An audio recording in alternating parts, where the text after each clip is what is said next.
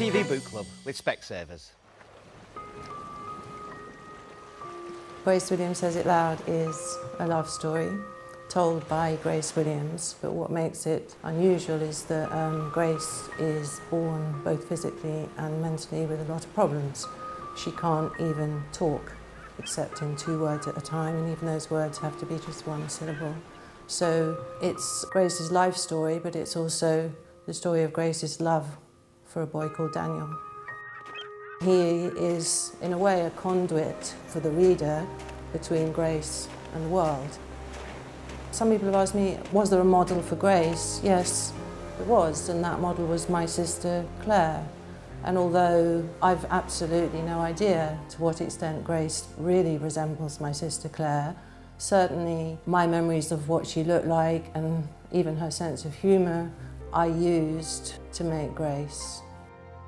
In some respects she's like anybody, but she's funny, and she's very resilient because a lot of bad things happen to her. At the age of 10, nearly 11, she gets sent to an institution where she stays for a long time, and the book is the story of her life there. And although Grace is disabled, is she really that different from you or me?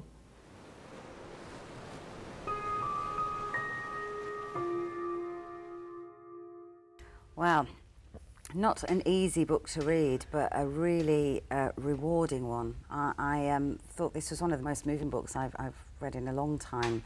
Grace comes through as such a sparky, original voice. I think it's a wonderful piece of writing. I think the voice she's created or chosen for Grace inside her head is wonderful. It's very funny. Its use of language is really clever, even though it's sort of a childish sort of imitation sort of language. It's wonderfully evocative, very funny.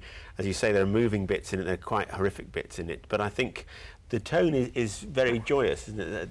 There's a very brightness to her voice throughout the thing. And Daniel is an exceptional character. He could have been a highwayman or a swashbuckling pirate. And he's actually he's a romantic hero, isn't he? This guy with no arms who does everything with his feet. You know, you can imagine him sort of being a cavalier, can't you? Being a debonair. Fall in love with him completely. Yes. Am I allowed to read one sentence, which I absolutely love? It's just a marvellous little bit because it's all about the cups of tea. Soaked to the bone, chortled the nurses cheerfully, ordering flowering, rippling cups of tea, which spilled in the saucers and dripped on the tabletops, dulling the scattered sugared grain glitter. And I thought, oh, how marvellous that is. Yeah, some great writing in it. So a brilliant and distinct heroine, worth reading. Oh, very much so, yeah. TV Book Club with Specsavers.